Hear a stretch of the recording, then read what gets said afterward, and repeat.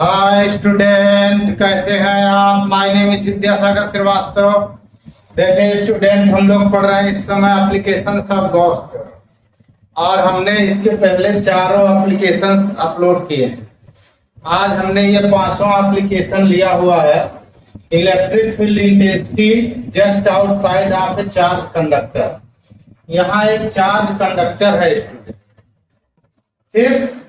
तो अगर कोई कंडक्टर का चार्ज क्यू सपोज कर लो स्मॉल एरिया ए पर डिस्ट्रीब्यूटेड है यहाँ, तो सरफेस चार्ज डेंसिटी इसके लिए sigma is equal to Q upon a होती है। यहाँ पर एक हमारा ये चार्ज कंडक्टर है, ठीक। इस चार्ज कंडक्टर के एरिया ए में, यहाँ पर हमने एरिया लिया हुआ है, एरिया ए में चार्ज क्यू यूनिफॉर्मली डिस्ट्रीब्यूटेड है, ठीक।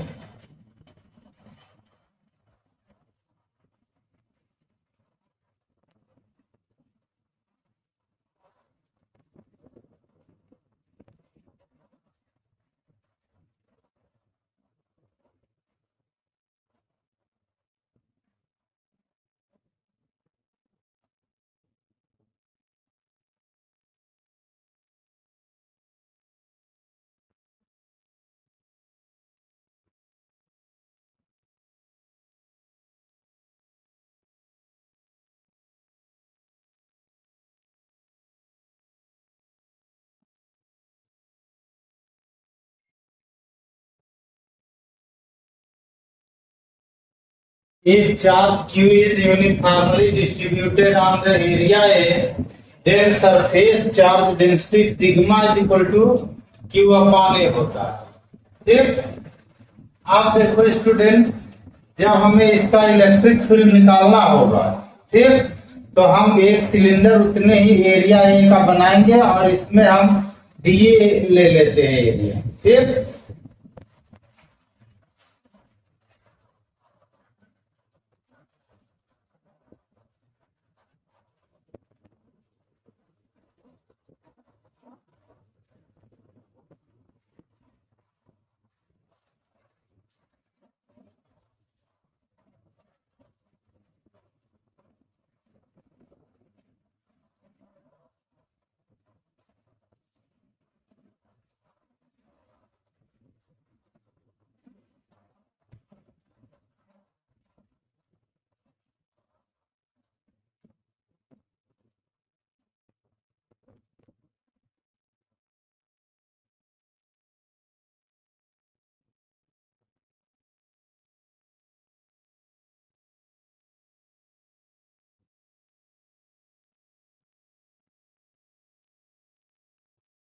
Our electric field intensity, we draw a Gaussian cylinder through the point P, जो कि हमारा क्लोजर टू द कंडक्टर है P, ठीक।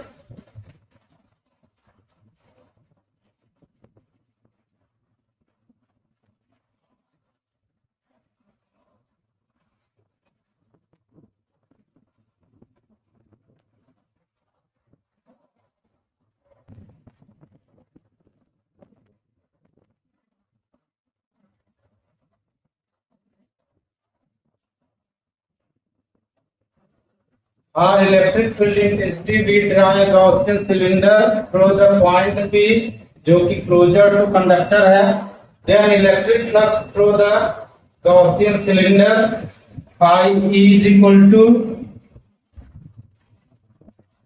closed integration vector E dot dA होगा,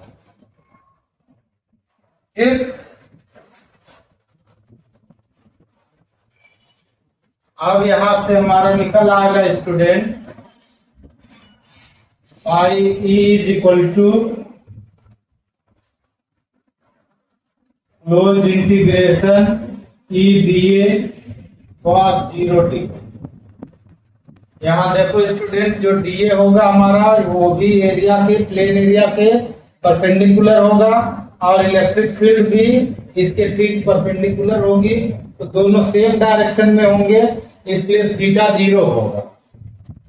cos 0 वैल्यू 1 होती है। ई को बाहर कर लो स्टूडेंट, और क्लोज इंटीग्रेशन डीए हो जाएगा, यानी ये पूरा इसके प्लेन एरिया की इक्वल हो जाएगा, जो प्लेन एरिया है, यानी फाई इज इक्वल टू हो जाएगा ये।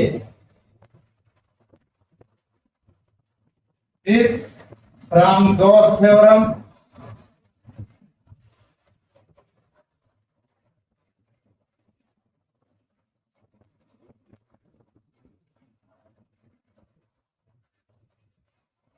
गॉस थ्योरम क्या कहती है, phi is equal to Q upon epsilon naught होगा। फिर दोनों को इक्वल कर दो स्टूडेंट, तो यहां से आ जाएगा E A is equal to Q upon epsilon naught, यानी हमारा ई आ जाएगा, ए ऊपर ले जाओ, Q upon A upon epsilon naught. Q upon A क्या है, वहां लिखा है सिग्मा, यानी E is equal to sigma upon epsilon naught. Okay student, ये इलेक्ट्रिक फील्ड का फार्मूला होगा। इसको वेक्टर फॉर्म में अगर लिखते हैं, इन वेक्टर फॉर्म,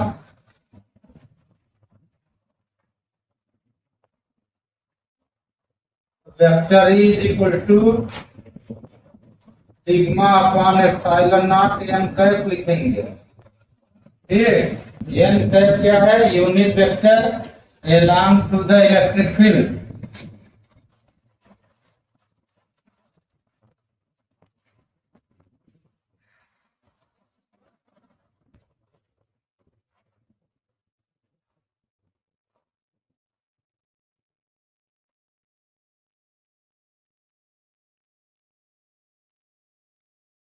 फिर यानी किसी भी कंडक्टर के आसपास जो इलेक्ट्रिक फील्ड होती है उसके जस्ट आउटसाइड वो सिग्मा अपॉन एप्सिलॉन नॉट होती है। ठीक, जस्ट आउटसाइड में, यानी यहाँ लिखा है पी क्लोजर है, मतलब जस्ट आउटसाइड है, तो जस्ट आउटसाइड में electric field E is equal to sigma upon epsilon naught होगी। वेक्टर फॉर्म में vector is equal to sigma upon epsilon naught N cap. Okay, एक और एप्लीकेशन हम लोग देखेंगे, electric field near to infinite conducting charge sheet और plate.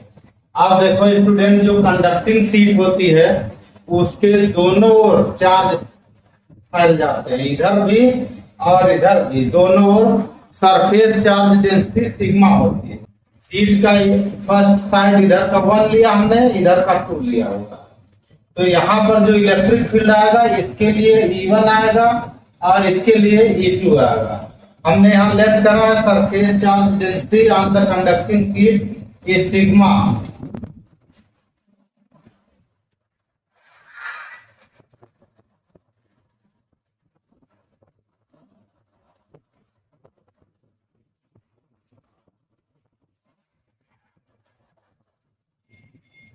Electric field intensity at point P due to, हमने इसी sheet को 2 भागों में डिवाइड कर दिया। ठीक, तो ड्यू टू शीट 1 से लेते हैं, due to sheet 1।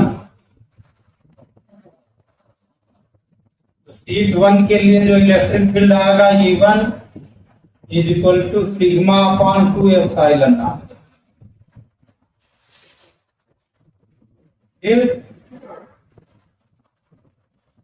and due to C2 and due to C2, तो 2 वाले सीट के लिए हो जाएगा E2 is equal to sigma upon 2 epsilon naught. ठीक, टोटल इलेक्ट्रिक फील्ड कितनी हो जाएगी, net electric field intensity at point P।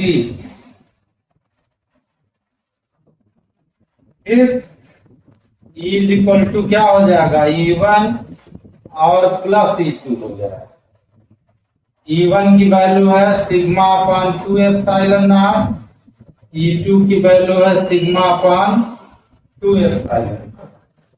दोनों ऐड होकर के आ जाएंगे 2 सिग्मा अपॉन 2 एप्सिलॉन नॉट, यानी 2 से 2 कट जाएगा, इज इक्वल टू हो जाएगा सिग्मा अपॉन एप्सिलॉन नॉट।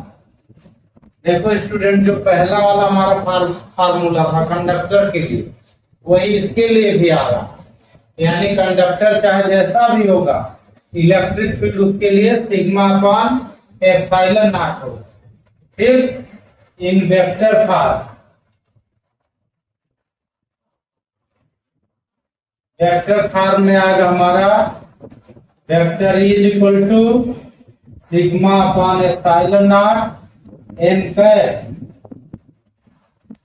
फिर और जो एन कैप आएगा स्टूडेंट, ये इसी डायरेक्शन का इलेक्ट्रिक फील्ड की डायरेक्शन में unit vector,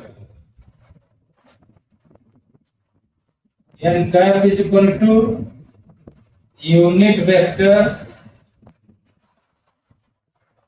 along to the electric field।